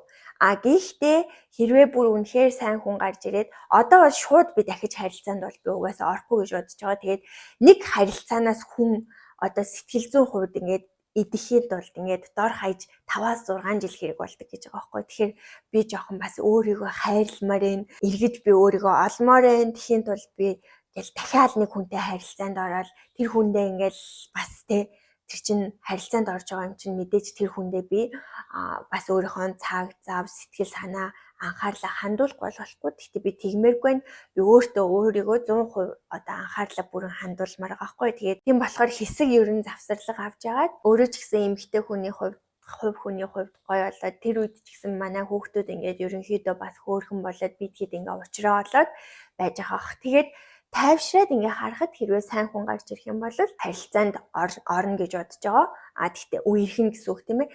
Түүнээс биш ингээ шууд гэрлэл мэрлэлт бол батлуулахгүй. Би гэрлэлтийг бол одоо no гэж бодож байгаа. No. За тэгээд дахиад хүүхэдтэй болох уу гэсэн асуултаас ирсэн байсан. Би өмнө нь хэлжсэн те. Дахиж би хүүхэдтэй болохгүй гэж бодож байгаа. Болохгүй би боовондоо мис засал хийсэн. Дахиж хүүхэдтэй болохгүй. Одоо хайрын штэ. Хайр шүү. Одоо тэгээ өөрийгөө бодё. Ёо ингээд 3 хүүхэд зүрүүлээл өсгөөл ингээд хүн одоо өөрийгөө бүр ингээд хүн амтнд ингээд зориулал яваад шүү. Одоо жоох өөрийгөө би анхаарай гэж бодоод байгаа байхгүй юу. Тийм болохоор no дахиж хүүхэд би гарахгүй. За гэтээ мэдгүй. Амьдралд бас юу тохиолдохыг мэдгүй л дээ. Амьдралд ам гарч болохгүй гэж үг байдаг тийм ээ. За нэг юм байна. За хүүхдүүдийнхээ ааваас тэтгэмж авч ийн үг нэ. Бит хоёр яг албан ёсоор одоо салгуулаг байгаа. Тэгээд гарч явснаас нь хойш бол охиныхоо төгөлдөр хуур пүүл тэгээд цэцэрлэгийн мөнгөний бол авч байгаа. Тэгээд өөр яг илүү дотоод тэтгэмж бол аваагүй. Нөгөө гэрэлтээ салгуулъя гэдгсэн чинь би нэхэмжлээ явуулъя гэсэн чинь нөгөө хүн маань би ягаараа хариуцагч болох ёстой гэд за тэгвэл чи нэхэмжлээ явуулаа гэ би ингээ хүлээгээдсэн чинь 3-4 сар ингээ таг байсан. Тэгээд чи ингээ намайг 3-4 сар хүлээлгчлээ штэ. Ингээ бид нарын одоо санхүүч гэсэн ингээ хэцүү байж штэ гэдгсэн чинь тэгээд тийм болохоор одоо яг гэрэлтэй албан ёсоор салгуултал ядаж ингээ 2 хүүхэдтэй 50,000 yen өгөө гэд би тэгсэн чинь эхний сар өгсөн. Тэгээ 2 дахь сар дээрээ сая энэ сар дээр ингээ гуйсан чинь хүнээс мөнгө нэхэд байгаа амьдрч чадвал чадаач чадахгүй бол болооч намайг тэгээд ингээ би бүр ингээ шокроод гайхаад ингээ байж байгаа. Ганцхан сар л яг нэг тэтгэмж шиг юм бол авсан баа. Тэгээд яг гэрэлтэй албан ёсоор салгуулах юм бол ерөнхийдөө тэтгэмж бол аавна гэж бодож байгаа. Гадаад хүнтэй суух талаар бодож ийсэн үү? За би яг бүр үнэхээр том хүүгийнхаа ааваас салаад одоо энэ нөхөртөөгөө нийлэхээс өмнө би нэг гадаад залуутай үерхжсэн. Америк залуу байсан. Тэгэд тэр бүр надад бүр үнэхээр хайртай гэд чи одоо яг миний бүр цорын ганц өнөө чи яг миний эхнэр болох хүн байна гэд надад хэлээдсэн. Тэр бүр амар гой залуу байсан. Заа бүр ингээл бүр 10 хэдтэйгээс эхлэж жимд явцсан бүр ингээл амар fit six pack магтай заяа. Тэгээд бүр юм царай мөрөн бүр амар cool, амар лаг handsome залуу байсан. Тухайн үед би чинь дөнгөж нэг 28 амтай байсан баха. 2015 он гэдэг чинь 28. Тийм 28 та 29 хүрэх гэжсэн. Тэгээд тийм гоё залуу гинт гарч ирснээ ингээд миний араас ингээд бүр чи яг миний only one, миний ихнэр болох хүмүүн байна гэл ингээд амар gentleman хандаадсэн чинь би тал тухамсартай эрэгтэй хүнээс тийм мэдрэмжийг юусаа авч байгаагүй. Тэгээд би айгаа цухтаацсан заяа. Нэг бит хоёр нэг сар хагас магас ингээд болцоол. Тэгээд би ингээд цухтаацсан. Тэгээд тэр нилээн миний араас ингээд бичээл те. Ингээд солоо юм байна тийм байна уулзъя. Хоёулаа зүгээр найзын хувьд уулзаад ингээд тэр бас ингээд хүүхд мөхцтэйсэн баггүй. Тэгээ хүүхдүүдэд тоглоулъя гэл. Тэгэл яг найзын хувьд ингээд уулзаа явж исэн ч гэсэн яагаад чи ингээд би дал тухамсраараа цухтаагаад идвэс. Тэгээ би тэрнийхээ учрыг би олсон заяа. Тэр юу ихлээр бид нөгөө нэг яг ийм бага насандаа кодлцсон байгаа ирээдүйд ямар хүнтэй суух вэ? Ингээд бид нэр дал тухамсраараа нөгөө бидний багтаа ингэж авдаг байсан янз бүрийн шарах сорвиг хөндөх ир хүн рүүгээ татагтаад идэг. Тэгээ яг ийм жинхэнэ джентльмен залуучуудаас ингээд цухтаагаад идэг зав. Тэрнийхээ учрыг би одоо л ойлгосон. Тэгээд залуу бүр ингээд надаас чи ингээд надтай хамт амьдарч байгаа ирээдүг харж гэнэ үү гэд надаас ингэж асуудаг байсан. Тэгээ би айгаад ингээд хэлж чаддгүй байсан. Тэгээ би цухтаагаад яваад гэсэн. Тэгээд нөгөө яг бүр ийм амар ир хүн шиг ир хүн заяа. Энерги нь ингээд ир хүн шиг ир хүн. Тийм тэр залуутай яг ингээд хэсгэн болцоод явж байхдаа бол гадаад залуу бас ийм байд юм байна. Тэр хүн ингээд наадтай суугаач гэд хайсан болохоор тэгээд яг гадаа залуутай суух талаар бодож. Тэгээд тухайн үед би нөгөө том хүүгийнхаа ааваас салаад удаагүйсэн болохоор тэр залуутай авахсан зургаа Facebook дээр оруулсан чинь манай тэр X олж харангуудаа манай аав ах мах руу ингээ явуулсан заяа. Тэгээ би нөгөө бүх юмн дээрээ блоклцсон байсан байхгүй. Тэгсэн чинь өөрөө надаас салангуудаа ингээд шинэ найз охин мохинтой болцсон байсан хэрнээ миний тэр залуутай авахсан зургийг ингээд манай гэр бүлийнхэнтэй явуулснаа энэ соког бойл гэж хилээч мэлээч гэд ингээд манай гэр бүлийнхэн рүү явуулсан. Тэгээ манай том ах над руу соко чи юу хийгээ яваад байгаа юм би магаад байгаа юм би гэдэг над руу амар сонь. Тэгээд би тэр залуугаас бас тэр X-ээсээ болоод бас айгаа цухтсан байхгүй юу. Тэгээд одоо тэр X миний амьдралд ингээд нөлөө байгаа юу гэвэл байхгүй заяа. Би тийм одоо ингээд миний амьдралд тийм ямар ч нөлөөгүй хүний үгэнд автаад ер нь жоохон тэр манай X жоохон юм токсик амар хартай хүн байсан байхгүй. Тэгээ тийм хүний одоо үгэнд автаад би ингээд ирээдүйн амьдралд ингээд амар тийм нөлөөлөх шийдвэрийг тэр үед ингээд гаргачихж байгаа байхгүй. Айгүй өөртөө хүн итгэлтэй байх хэрэгтэй юм байлээ. Бусад хүн ер нь юу гэж хэлж байсан ч гэсэн айгүй өөртөө итгэлтэй гаргаж байгаа шийдвэртэй ингээд бат зогсож чаддаг юм сэтгэлийн тэнхээтэй байх хэрэгтэй юм байлээ. Тэрэн дээр бас жоохон ингээд харамсах цаашаа яг одоо ингээд Монгол залуучуудтай гэр бүл болоод ингээд үзээ. Тэгээд ингээд одоо ингээд салаал тэгэл гаргасан хүүхдүүдээ ингээд бас зовоогоол хүнд юм үзүүлээд ингээд явж байгаа болохоор бас тухайн үед ингээд гадаад хүнтэй суух боломж байсан бийж ингээд тэр боломжоос ингээд өөрөө цухтаацсан бас хаяа одоо харамсах нь хайшин. Гэхдээ ер нь жоохон ингээд гадаад хүнтэй суудсан нь одоо ингээд салж нийлээд яваад ахгүй байсан ч юм болоо да гэж бас бодогдд юм да. За яста үнэнгээсээ л ярьчлаа. Ийм асуулт ирсэн. Та миний асуултанд заавал хариулаад өгөөрэй. Би 2 хүүхэд нөхрийн хамт амьдардаг. Манай хүн их залах уу, ажил төрөл хийдэггүй бийж багыгаа дараа жил цэцэрлэгт оруулах санаатай байгаа. Хүн хажуудах хүндээ туслахыг огт боддгүй болоо. Би ер нь яг л ганцаараа 2 хүүхдээ хардаг. Манай хүн бол хүүхдээ харах дурггүй талтай. Тэгээ би сүүлийн үед зүгээр хөвчөж байгааг нь харахаар хүртэл уур хүрээд авах боллоо гэж байгаа байхгүй юу? Хүнээ таньж нийлсэн үү? Тэгэд би нэрээ яг энэ мессежийг уншиж байхдаа би юу бодсон гэхлээр манай Монгол охтууд ер нь ингээд дийлэнхэн заяа. Би одоо ингээд Японд амьдарч байгаа надаа ингээд гадаад ингээд найз нөхчүүд ингээд байгаа. Манай монголчууд шууд ингээд нэг сайн хүн гарч ирэл тэрэндээ бүх юмаа зориулаад нэг гэр бүл болохыг амар хүсдэг. Нэг гэр бүлд ороод тэгэл юугаач мэдхгүй ингээ хүүхэд гаргачдсан байх гэж бодоод байгаа. Би өөр дээрээ ч гэсэн яг харж байгаа байхгүй юу. Энэ амьдралын энэ гоё те амьдрал бүр ингээд амар асар баялаг байгаа байхгүй юу. Тэгээ хийж үзэх ёстой юм амар их ингээ байхад бид нэр ингээд явж үзэх газар хийж үзэх зүйл харах юмнууд ингээд амар их байхад бид нэр тийм юм хийж ингээд өөрсдийгөө одоо нээж те ингэлгүйгээр шууд ингээд нэг залуу гараад ирлээ. Тэр нь бүх амьдралынх нь утга учир болоод тэрэндээ бүх юм зориулах гал нэг гэрт ороод эсвэл гэрэлдээ батлуулаад эсвэл хүүхдээ гаргаад 20 хэдэн наснда ингээл дэс ингээ уяатай болчт юм байна гэж харсан. Одоо би ч гэсэн яг тийм. Тэгэл гадаад найзуудтайгаа ингээл ярихаар мэдээж тэдний гэрлэлт бол харьцангуй удаан. За хүүхэд бас хойно гаргадаг тийм ээ. Тэгээ манай монголчууд нэг тийм яриад шүү. Хүүхэд эрт гаргацсан нь зүгээр. Ээж аав нь хараад өгнө. Тэр бол бүр за мэдгүй. Тэрийг би одоо яг санаа нийлэхгүй бол мэдгүй. Гэтэ бас үзэж харах юм үзмээр байна манайхаа. Явж үзмээр газар руугаа яваад хийж үзмээр байгаа ажлаа хийгээд бонд ингээд бас миний дүүнер байна. 20 эдтэй. Бүгдээрээ хүүхэд гаргацсан. Нэг тийм байна. Тийм хандлага бүр үнэхээр ажиглагдлаа. Тэгэнгүүтээ юугүй ингээд нөгөө хүүхэд гаргацсан. Хүүхэдтэй болохоор л амьдралын төлөө зүтгэн штэ бид нар. Яг хоёр хосч ингээд хүүхэдтэй болоод эхлэхээр би биндээ зориулах цаг нь багасна. Тэгээ яг эхнэр хүүхдэд ижихийн тулд нөхөр ажил хийн штэ.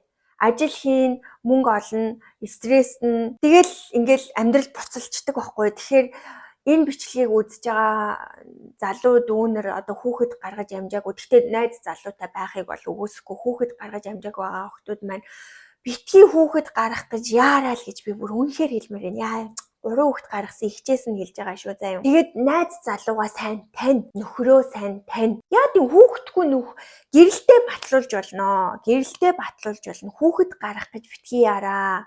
Тэгээ начиг ингээд салж нийлээд хүүхдүүдээ завааваа. Гэрэлтэй батлуулаад хүүхэдгүй хамт 3-4 жил амьдраад үзэлтэй. Тэгээ хамтдаа гоё дурсамж бүтээлтэй. Ийшээ тийшээ аялаад гоё хөвгөлтэй зүйлийг хийгээд тэгээд хоёулаа ч гэсэн яг тэр за 23 таа нийлээд гэр бүл боллоо. Өсгийнхэн харилцааг бас ингээд нэг жилээр нь өсгөж томруулах хэрэгтэй байхгүй юу? Тэгжиж хүүхэдтэй болоорой. Би бүр одоо ингээд нөхөртөөгөө би бүр уул цаг байхдаа гэрлэх гэсэн шийдвэрийг гаргаж ирсэн байхгүй. Тэгээ би тэрэндээ бол одоо бүр хүүхдэдлээ харамсдаг. Тэгээ одоо юм хоёр хөөрхөн хүүхэдтэй болсон болохоор одоо харамсаад явах уу? Ийм байхгүй амьдрал бол хэцүү шүү. Хүүхэд гарах гэж битгий яраа. Гоё тэр хүнээ тань. За гэрэлтэл батлуулахгүйсэн ч болно шүү дээ. Үнэхээр яг хайр болвол ингээд хайр байдаг байхгүй юу? Батлуулахгүйсэн ч тэр хайранд яга баталгаа хэрэгтэй байгаа юм ер нь. Тийм биз дээ. Эхлээд тэр хайраа хосын харилцаагаа ингээд гоё өсгөж томруулад хосын харилцааны 1 насны 2 насны 3 насны 4 насны 5 насны гэд ингээ гоё явах тусан баталгааж тэгээд тэндээсээ үр хүүхдээ гаргуулах гоё гэж би бодож байгаа байхгүй. Пүү энэ бүр амар урт бичлэг болох нэ 2 хувааж оруулах уу? За нэг доор нь оруулчих тий. Яа, за би өстө амар ярьж байна. Гайг байгаа. За одоо жоохон англи асуулт руу оръё. Okay, I'm gonna answer in English because I had questions in English. Fill in the blanks. I used to think underline and now I think underline. Okay, my answer is I used to think 35 it is really old age. When I was in early 20s, like I'm thinking about 25 or elder age is like kind of old to me. But now I think I'm in that age. It is really powerful.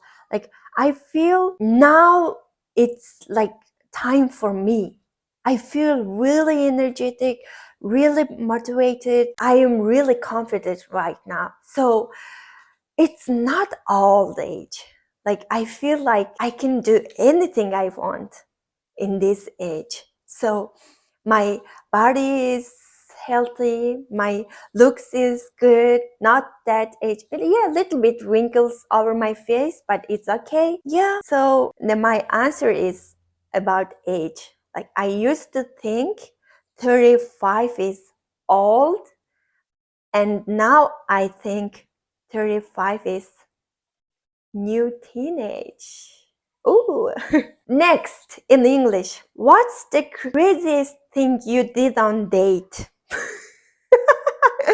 Okay, like actually I haven't had that much decent date with men. The craziest thing is on my first date I had sex in the car parking. Is it okay to say? Yeah, outside. Yeah, let me be like real, like sometimes my Japanese word mixed in my English. Sorry. Okay. Next. This is good question. What makes a man? Men have to face many obstacles, many problems in their life. And they go outside, try things, and face the problems. And from that problems, they think about how to solve that problems. This is making men, I think. Now I'm trying to grow my son. I have two sons, and one is like kind of early teenage, and I try to face him problems like not that big, it's kind of tiny problems, and I try to make him solve that problems by himself. So I'm training him as a man. And actually also I make my eldest son try to help me from himself, like asking me help. That little gentleman helps his mother, and mother is really like feel helpful about his action, and you show that feeling, like tell him you helped me a lot, and this kind of energy makes that gentleman make a man. So yeah, men have to face many problems in their life, and solve that problems make men, I guess. I think so. What's your definition of love? Okay, my definition of love is unconditional. This is real love. Okay, let me explain more. Yeah, if you have any conditions to that love, you're loving someone, and you ask that person, partner, like, if you are like this, I'm gonna love you more. This is not love. My broken English, I try to answer it in my broken English, so it's taking me a time. I accept everything, like good and bad. I know that person's good things and bad things, and even I know that person's bad points, and I accept that. This is love. I feel this is like unconditional love. You're not gonna ask anything if you really love that person or something. This is it. It's same like mother loving their kids. Mothers love their kids unconditionally, but sometimes some mothers are loving their kids conditionally, but they didn't realize. Yeah, kind of the mother kids love, like father loves their kids, something like that. Yeah, love is really big and unconditional and accept all things. It's like definition of love. Okay, last English question is, what is your motivation for life? Okay, my motivation for life is, my biggest goal is healing myself, and that helps me. Healing myself makes real love for everyone. So I want to be a person who can love everybody. I don't want to hate people. Like now I'm hate myself. Like I don't like my kid's father, something like that. But at some point in the future, I want to like forgive him and love him, like not like lovers love, like yeah, this was him, he was this kind of person, and I accept that, and like not lovers love, and I'm gonna love him. And yeah, lovers love is a kind of different thing, because in that relationship, like two man and woman relationship, they have to give and take, caring. This is like exchanging something, like not forcing exchange, but like kind of exchanging something. But like the bigger love for everyone is not same as a like men and women love. So my motivation for life is, I want to love everything, everybody, like animals, nature, the conditions of that situations, people. Yeah, I want people not suffer that much. I want that. And I want to contribute, have to say contribute, or I want to help people who are suffering. So this is my motivation for life. And actually, I want to empower women in the future by my experience in my life. This is my motivation. Okay, so English questions are done. Well done, Sala. Next, Japanese questions. じゃあ、日本語で質問1個来てます。それに答えたいと思う。さっき、英語で答えたのとほぼ同じ内容ですね。あなたの人生の目標は何ですか？で、さっきの English question ベースで、What's your motivation for life? 私の人生の目的は、私のことみんなが元気もらえる。ソロちゃんってすごい元気だし、ソロちゃんの周りにいるととっても元気になります。生き生きします。なんか頑張りたい気持ちになりますって言ってくれる人がたくさんいるんですね。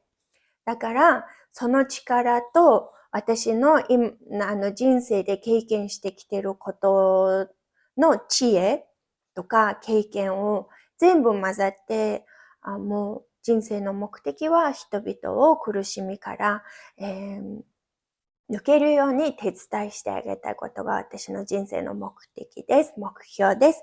で、そのために私もたくさんのことを経験して、たくさんのところ行って、たくさんの人と会って、たくさんのことを見て、自分を豊富にしないと私はたくさんの人を助けることができないので、今はその目標に向かって、人生をいろいろ経験している最中かなと思います。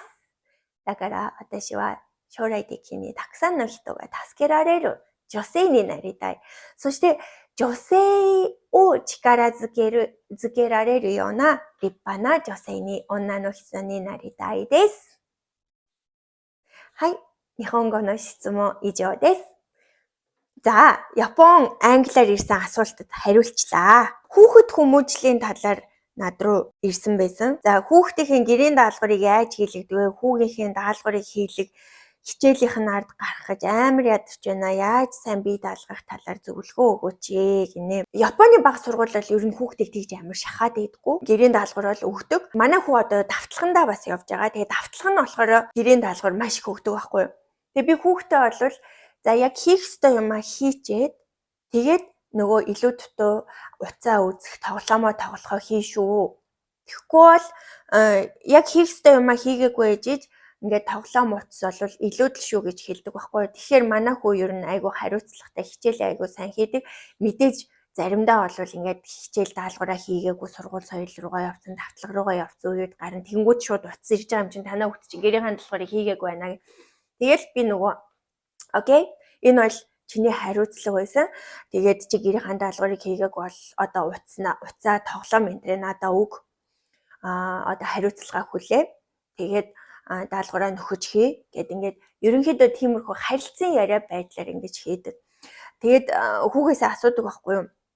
Ирээдүйд бол ингээд уцаа оролдох тоглоом хийх бол чамд за тус болох уу гэвэл тус болно. Гэхдээ чи ирээдүйд яг ингээд хүчтэй хүн болмоор байна уу, хүчгүй хүн болмоор байгаа мó? За хүчтэй хүн гэхээр л ингээд булчин шүрмсэн гарсан хүн бол биш ээ. Хүчтэй хүн бол толгой дотроо хүчтэй гэдэг юм аа. Толгоогоо хүчтэй болгохын тулд яах вэ гэхлээр сайн сурч боловсрох хэрэгтэй гэдэг юм аа. Чи хүчтэй хүн болмоор байна уу, хүчгүй хүн болмоор байна уу гэж асуудаг.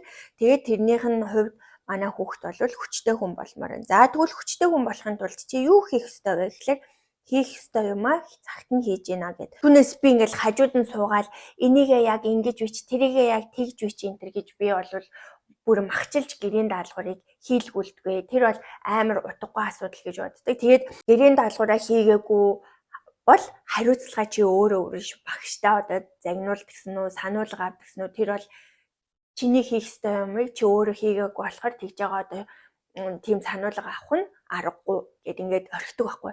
Түүнээс бид нар одоо ингээд нөгөө гэрийн даалгавраа хийснээрээ хүчилж бид нар гэртэн гэрийн даалгавар хийлгүүлснээрээ тэр хүүхдийг одоо багшаасаа зэмлэл хүртэх тийм ээ. Сануулга авахаас нь ингээд бид нэр зайлс хийлгүүлэх гээд байгаа байхгүй юу? Даалгаврыг бүр өөрөө хийхгүй байгаа бол даалгаврыг хийлгүүлэхгүй явуулаад үзэх хэрэгтэй. Тэгээд багш нь загина уу, сануулга авна уу, яана уу, ийн үү те тэр хүүхдэд за гэрийн даалгавраа хийхгүй бол үр дүнд нь ийм юм болд юм байна гэдэг юмыг өөрт нь бас нэг мэдрүүлээд үзүүлэх хэрэгтэй байхгүй. Түүнээс ингээл бүр ингээл багштай сануулга авахаас ингээл хүүгээ тэрнээс нь зайлс хийлгэхийн тулд өөрөө ингээл махчраал хажууд нь суугаад юмыг хийлгээд тэгэх юм бол хүүхэд хизээч бие даахгүй байхгүй юу. Тэгээ тэр түрүүн би сая нөгөө англи дээр би сая хэлсэн тийм эрэгтэй хүүхэд ер нь хүүхдийг ингээд бас жоохон хариуцлагаас ингээд мултлах гад бид нэр хамаг юмыг өмнөөс нь ингээд хийж өгөх гээд байдаг. Хүүхдийг бас өөрийнх нь төвшөнд жоохон асуудалтай тулгаруулад тэр асуудлыг хэрхэн даван туулах шийдвэрийг одоо гаргалгааг бас өөрөөр нь бодуулж гаргаж ирсэн нь зүгээр гэж боддог байхгүй юу. Тэгээ би бол энэ тийч нэг амар даалгавраа хий яг ингээд суу одоо ингээд гоё би чи ингэдэг төрлийн би хүн бол бишээ. Угаасаа бидний үеийнхэн яг тэгж гэрийн даалгавар хийж ирсэн. Одоо ямар хүмүүс өсөж гарч ирснийг харал та нэг дандаа ингээл нэг ропчиг тэ өөрийн гэсэн юм бодлого тийм хүмүүс л одоо айгүй их дийлэх нь тийм болсон байна штэ. Тэгэхээр ер нь жоохон хүүхдийг өөрөөр нь бодуулах чадварт ингээд бас сургах хэрэгтэй. Гэрийн даалгаврыг өөрт нь даатгаж өгснөөр хүүхэд бол цагийн хуваараа өөрөө бас гаргаж чадвартай болно гэсэн. Одоо би ер нь том хүүгийнхаа яг ингээл ингэтийг тэдэн цагтаа юмдаа яв, эдэн цагтаа тэрийгээ хийм. Одоо энэ даалгавраа хийн гэдэг юмд би оролцоог одоо сүүлийн 3-4 жил болж байгаа байхгүй юу? Манай хүү бол хайрцангуй багаасаа өөрийнхөө биеийг сайн даагаад эхэлсэн. Тэгээд тэрнээс гарч байгаа үр дүнг нь бол өөрөө бас ингээл одоо сайн муу үр дүнг өөрөө ингээд хариуцлага үүрээд явж байгаа байхгүй юу? За мэдээж бас ингээд хийгээгүй үед сургуулаас цэцэрлэг сургуулаас нь сануулга ирнэ. Тэр үед ээж нар болохоор тэрнээс нь цухтаагаад байдаг байхгүй юу? Үгүй тэгжээ уучлаарай манай хүү тэгсэн байна харин тийм. За би сануулад хэлчихье. Гэд тэр багшаас ирж байгаа утас нарыг ч ихсэн айгу хөнгөн хүлээж авах хэрэгтэй юм байлаа. Эхний бүр манай хүү бол ингээл байн утас ирж идэг. Тэгээ тэр болгоно эхлээ би тэрийг амар хүн дээр хүлээж аваад хэвээр нэрэ манай хүүхдэл ингээд юм гэсэн үгүй. Бүх Япон хүүхдүүд барыг тэгт юм байлаа. Тэгээд нэг тийж утас моц эрэхт нас хямраад хаа болцсон.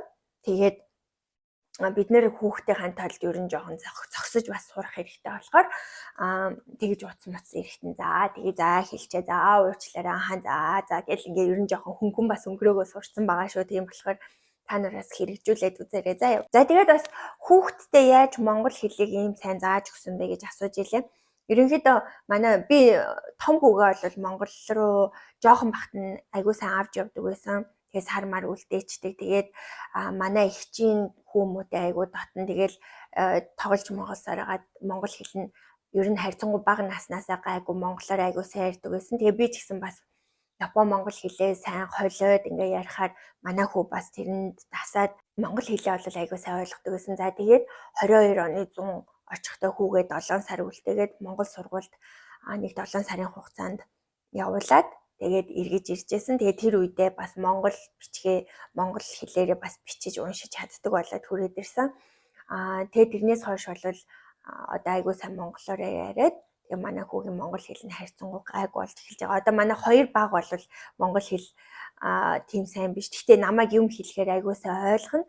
Тэгээд одоо манай дунд охин бол одоо монголоор яриараа миний охин гэхэлэр сайн уу намайг баясмаа гэдэг гэж мэгээд хөөрхи ингээд ярих гэдэг болсон байгаа. Тэгээд энэ үеийг ашиглаад одоо дарааж 100 Монголоос явъя гэж бодож байгаа 3 хүүхдээ дагуулаа. Тэгээд Монголтой айгуу сайн ойр байгаа. Тэгээ Монголд Японд байхдаа ч гэсэн гэртээ монголоор сайн яриадах юм бол хүүхдээ монгол хэл мартагдахгүй хайрцангуй сайн байдгийг шүү. Тийм болохоор гадаадаас үзэж байгаа гэр бүлүүд маань гэртээ монгол хэлээ заавал ашиглаарай. Тэртээ дэргүй гараал ингээл Япон хэлээр гадаад хэлээр ингээд ярих шанс зөндөө байгаа юм чи монгол хэлээр нь айгуу сайн гэртээ ярьж байгаарай заа юу.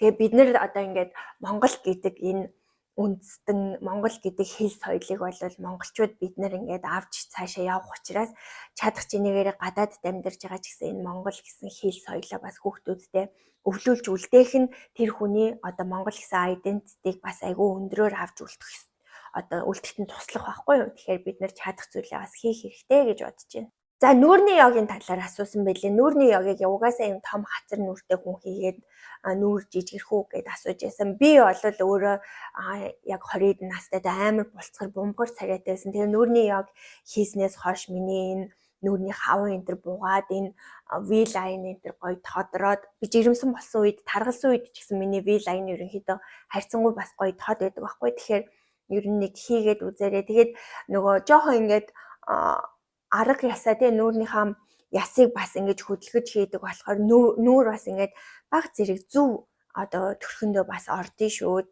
Тэгээд булчингууд бас гоё чангараад ирэхээр нөгөө нэг энэ нүүрний ясны энэ жоохон гажуудалт энэ төр тий тэрийг нөгөө булчин маань чангарснараа ингээд нүүрний төрхийг буцаагаад зөв байрлалт энэ төр ингээд оруулах боломжтой байдаг. Тэгээд суулаа нь одоо өөрийнхөө онлайн сургалтын дээр ажиллаж байгаа. Тэгээд тэр маань бэлэн болохоор бас сургалтаа зарлана. За ирэх 12 сард байна уу? 1 сард ашиглалтанд ороод явах ах гэж бодож байна. Тэгээд нүүрний йогт маань сургалтанд маань хамрагдаарай. За одоо ингээд яг сонирхолтой сэдвлүүгээ бүгдээр орж эхэлж байна. За муужгаага яаж арчилдаг вэ? Нөгөө мис заслын дараа ямар байгаа вэ гэсэн асуултууд маш их ирсэн байгаа. За мис заслын дараа бол үнэхээр гоё байгаа. Тэгээд яг хүмүүс нэрээ анхны бэлгийн харилцаа ямар байсан гэдээ асууж байсан. Тэгээд манай одоо салж байгаа нөхөр азтай бараг онгон би буцаж онгон болсон. Тэгээ яг мис заслын дараа анхны харилцаанд ороход бүр ингээд орохгүй байсан. Бүр амар өвцөн. Тэгээ бүр ухчихсэн. Тэгээд тэр ихний бэлгийн харилцаа бол ерөөсөө тийм гоё таашаал машаал ерөөсөө байгаагүй зүгээр л амар өвдөд исэн. Яг нөгөө онгон байхдаа бэлгийн харилцаанд орохоор ямар үдгээ яг тийм мэдрэмж ингээд авч ирсэн. Тэгээд ямар ч байсан тэгэл амар бариул болсон байсан юм шиг байгаа. Тэгээд 2 дахь моёртхоос бол 3 дахьаас бол буцаад гайг болоод эхэлж илээ. За тийм болохоор одоо минь үтрэний филлер хийлгээд давсгийн маань дэшээ өргөөд тэгээд хэрзэмгийн маань амар гоё янзлаад өгсөн. Тэгээд нөгөө гадна бэлгийн уруул идэв штэ тий. Тэрийг маань ингээ миний хүсэлтээр ингээд жижигхэн болгож өгсөн байхгүй. Тэгээ нөгөө илүү гараад ингээд дотор өмдөнд хавраад идэг. Тэгээд нөгөө өнгө мөнгөн жоохон харалцсан байсан нь айгу гоё болсон. Тэгээд ерөнхийдөө бол би тэр мис цаслтай амар сэтгэл хангалуун байгаа. За тэгээд тэрийгээ дагаад ч тэрүүд тэгээ хэлбэр нь айгу гоё болсон. Би нөгөө 3 удаа өөрөөрөө төрсөн 4 кг хүүхэд төрүүлсэн болохоор өнгө мөнгөн жоохон ингээд сонирн болцсон. Тэгээд нэг жоохон ялцчгүй ингээд нөгөө олон төрөөд ингээд сапирцсан нь бол мэдрэгдэжсэн. Тэгээд мис цаслын дараанаас бол ингээд хэлбэр нь хөөрхөн болоод хумигдаад тэгээ өнгө мөнгөн дагаад ингээд гоё сэргээд тэгээ би одоо бол өөрийнхөө муужгаанд амар сэтгэл хангалуун байгаа. Шээс задгаар л хэр сайжирсан бэ гэж асууж илээ. Ер нь бол тий бүр ингээд нөгөө өмнөх одоо мис заслаас өмнө те амар хэцүүсэн баггүй. Тэгээ тэр маань бол бүр ингээд нэлээд сайжирсан. Тэгтээ нэг юм анзаарсан нь жоохон давсаг дүүрэн штэ те. Давсаг дүүрээд шээс ингээд их хуримтлагдсан байгаа үед найтахаар ингээд доошоо тусалж илээ. Тэгэхээр жоохон үтрээнийхаа нөгөө арцэг ёроолынхон булчингийн дасгалыг би одоо давхар ингээ хийгээд байгаа. Тэгээд ерөнхийдөө болвол яг бүр ингээд учир зүггүй ингээд шээс алдаад идэг байсан маань гайгүй болсон. Би бол айгүй сэтгэл хангалуун байгаа. Нэг төрсөн хүний үтрээ сунана гэж байх уу? Та яаж чангалж байгаа вэ гинэ? Төрсөн төрөөгүй хамаагүй эмэгтэй хүн нас ахих тусам хөгшрөлтөөс шалтгаалаад үтрээ суннаа. Хөгширж идэг гэсэн үг байхгүй. Үтрээ арцэг ёроолын булчин суларж идэг гэсэн үг. Тэгээд тэрэн дээр ингээд жирэмслэлт төрөлт нэмэгдээд ирэхээр бүр сунана гэсэн үг байхгүй юу? Бүр ингээд сулардаг. За яаж арчилж байгаа вэ гэхээр би нөгөө нэг за үтрээний филлер энэ төр мис заслаараа арчилахаасаа гадна нөгөө нэг кигээл дасгал хийдэг. Одоо ингээд бичлэг хийгээд сууж байхдаа ч юм уу эсвэл энийгээ эвлүүлээд сууж байхдаа нөгөө чангалж сулалдаг дасгалыг ингээд хийдэг байхгүй юу. За тэгээ йогийнхаа дасгалыг хийж байхдаа би бас тэрийгэ хийдэг. Одоо энэ арцэг ёроолынхон булчин дээш нь ингээд өөрөө давсаг руугаа гизрүүгээ ингээд татаж дээш нь татж байгаа юм шиг төсөөлөд ингээд чангалж хийхээр тэр чин кегэл дасгал болоод явдаг гэсэн үг байхгүй. Тэгээд бас яг ингээд бицсаад 0 дээр бицсаад ингээд яг шээс эрчтэй гарч байгаа үедээ тасалж ингэж чадчихвэл одоо өтрээний булчингаа бас нөгөө арцэг ёроолын булчингаа бас ингэж хангалж байгаа гэсэн үг байхгүй юу. За тэгэж тийм дасгалыг бол хийж. За тэгээ нөгөө кигэл бөмбөг энэ төр бас ингэж хийдэг хүмүүс бас байд юм шиг байлээ. Би болохоор яг энэ 3 төрөлтөйгөө дараа бол кигэл бөмбөг хийж үзег байгаа. Тэгээ ер нь яванда байдлаа харж агаад кигэлийн бөмбөг бас авъя гэж бодож байгаа. Тэгээд одоо бол юу муужгаагаа арчлах Япон бүтээгдэхүүн бол би нэг хэрэглэхгүй байгаа нөгөө савн мавн би дээр яг ингээд нөгөө дэлгүүрт гарч ирсэн ингээ янз бүрийн савн мавнгууд бас байд юм бэлээ. Миний хувьд бол гэхдээ ер нь одоо тэр доотхоо ингээл бүр учир начиргүй савндаал эсвэл шингэн хийгээл ингээд угаагаадах шаардлагагүй гэж бодож байгаа. Энд чинь өөрөө бас ингээд тохирсон хэмжээний бактерийн орчинтой байх хэрэгтэй юм эрхтэн баггүй. Тийм болохоор учир начиргүй элдв хүчтэй химийн орцтой тийм савн мавн бол хэрэглээд хэрэггүй. За тэгээд өдөр тутам бас нэг их хэрэглэдэггүй.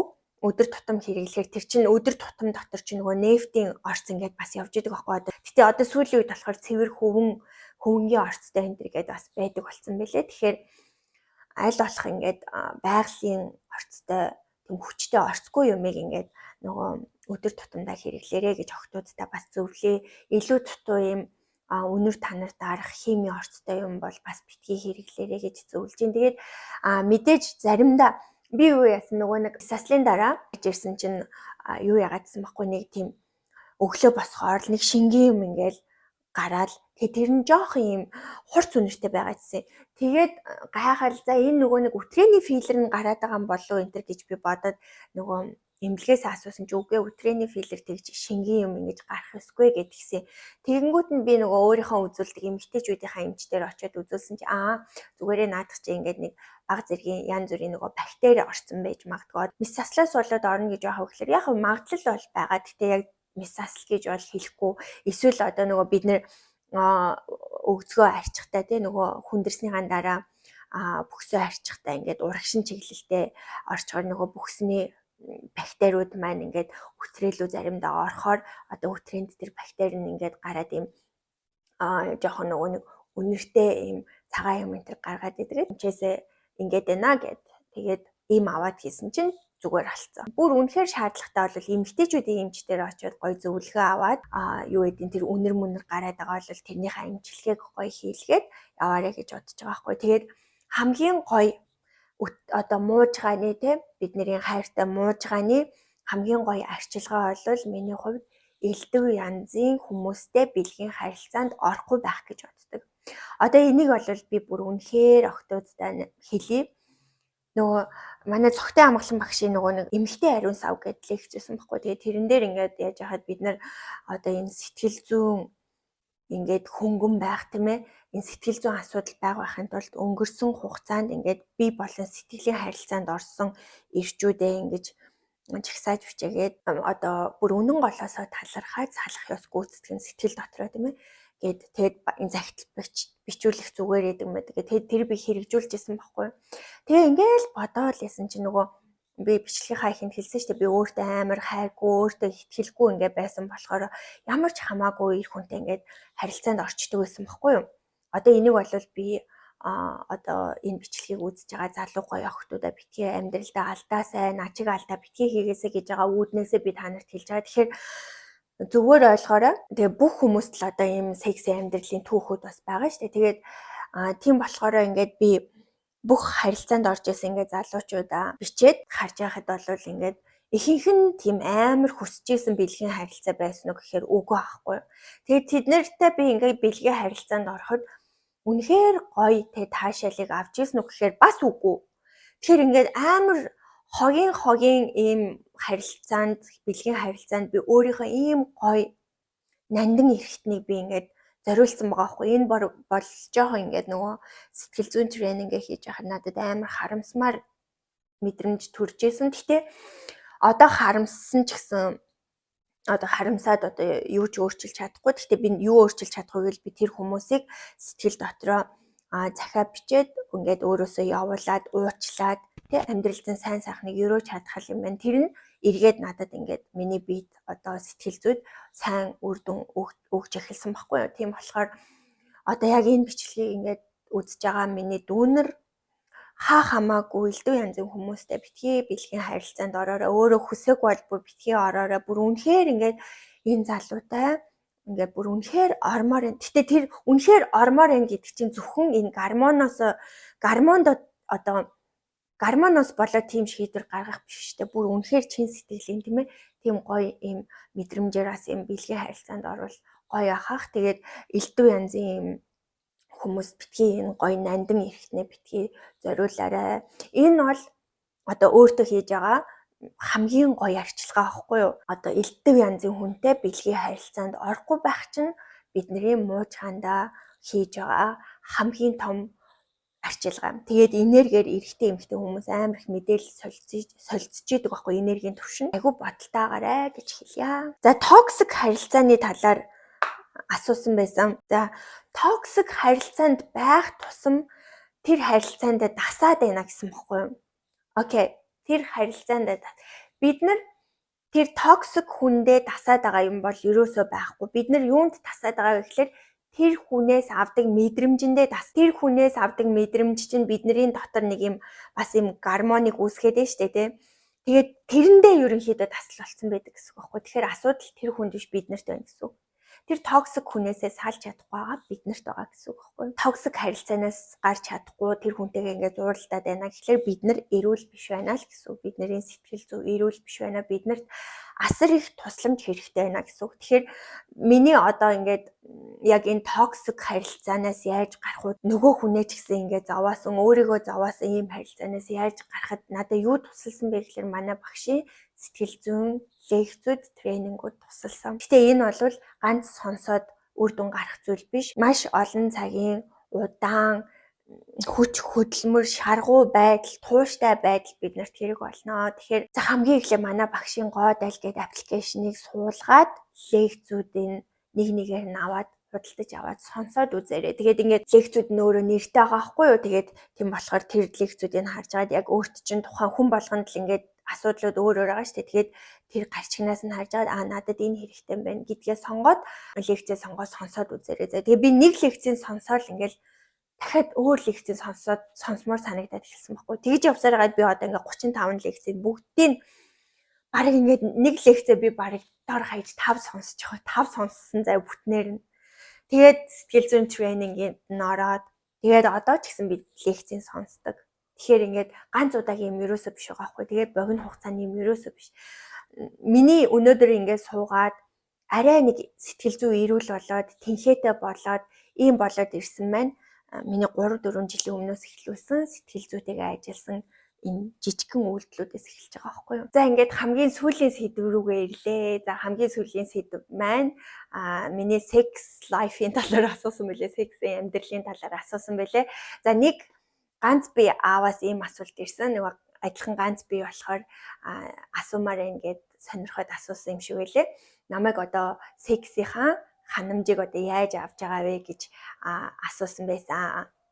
За би бол одоо энэ дээр шууд үнэн шударгаар л хариулъя. За одоо бүх асуултанд би хариулна гэж амласан. Тэгээд энд ч гэсэн би одоо ингээ хариулъя. За миний хувьд одоо хүүхдүүдээ унтсныхан дараа би өөртөө гар хангалах хийж байгаа. Тэгээ одоохондоо бол надад янз бүрийн тоглоом байхгүй. Тэгээ би тоглоом авах мөнгө төгрөг бол одоохондоо жоохон боломжгүй байгаа болохоор гараараа өөрийгөө оролдоод тэгээд гар хангалах хийж байгаа. Бараг ингээд гар хангалах хийсэн нь илүү дутуу янз бүрийн залуучуудтай уулзснаас одоо түрүүн би хэлсэн шүү дээ, хинтэй ч хамаагүй ингээд секс хиймээр санагдаад ингээд хийхээсээ илүү бараг ингээд илүү ариун үйлдэл байгаад байгаа байхгүй. Тэгээд энэ бичлэгийг үзэж байгаа бас жоохон хүүхдүүд байх юм бол та нар маань чихээ дарж байгаарай. Гэхдээ энэ бол яг ийм насан туршсан хүмүүсийн амьдралд бас байдаг зүйлээ. Илүү дутуу залуучуудтай уулзахаас хавьгүй дээр тэгэл тийм залуучуудтай уулзахаар тэд нартай ч хайрцахгүй болохгүй, уулзахгүй болохгүй. Тэгэл ямар ч энергитэй хүн байх юм бэлээ. Тэгэл тийм хүнтэй бас энерги солилцсон гэхээр надад жоох ингээд гэж санагдаад байгаа байхгүй. Тэгэл амар ядаргаатай штэ. Тийм болохоор ингээд зүгээр өөртөө гар хангалах хийсэн нь надад илүү амар байгаа. Тэгээд удахгүй бас гоё тоглоом авъя гэж бодож байгаа. Өөртөө зориулаад нэг Монголын Instagram-ыг дагсан байгаа. Тэрэн дээр орж байгаа тоглоомууд нь бүр амар сонирхолтой санагдаад байгаа. Тийм сүүлийн үеийн тийм гоё боловсон олон үйлдэлтэй удирдлагатай тийм тоглоом энэ төр хэрэгжилж үзээг байгаа болохоор одоо тийм тоглоом бас авч үзэж туршиж үзье гэж бодож байгаа. Бас нэг залуугаас ийм асуулт ирсэн байсан. Секси чинь дуртай байрлал юу вэ гэд надаас асуусан байсан. За миний сексийн дуртай байрлал болохоор доги байрлал, нохой гэж хэлэх үү. Монголоор юу гэж хэлэх вэ? Дөрвөн хөллөөд тэгээд эрэхтэй нь ингээд араас нь хийх тэр байрлалд дуртай. За тэгээд бас нөгөө уламжлалт гэдэг нь шүү дээ. Эмэгтэйн дорой эрэхтэйн дээрээ гараад тэр бас гоё. За тэгээд бүр одоо миний бүр хамгийн дуртай байрлал бол эрэхтэйн дорой дээшээ хараад тэгээд эмэгтэй нь бас ингээд дээшээ хараад тэгээд эрэхтэйн доороос нь ингээд хөдөлдөг тийм байрлал дуртай. Тэрийг болохоор монголоор одоо юу гэх юм бол мэдэхгүй. Англиар болохоор reverse cowgirl гэж хэлдэг. Эсрэг тийшээ харсан cowgirl одоо нөгөө cowboy гэдэг шиг cowgirl тийм байрлалд дуртай. Гэхдээ тэр байрлалыг хийж чаддаг, гоё хийж чаддаг хүн бол амар ховор ах гэж би боддог. Айгуу тийм скил хэрэгтэй.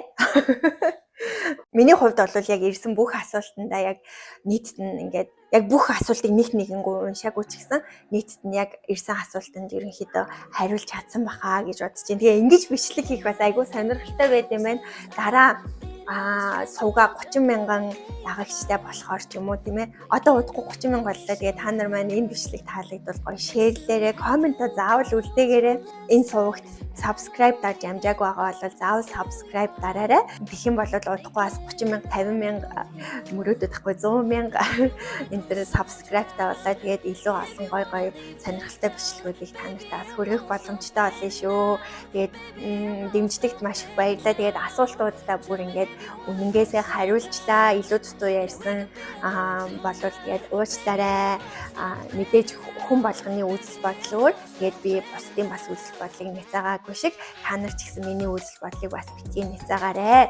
За тэгээд бичлэгийн маань дуустал үзсэн та нартай маш их баярлалаа. Энэ бичлэг сонирхолтой байсан гэдэгт найдаж байна. Тэгээд дараагийнхаа бичлэгээр уулзъя. Баяртай.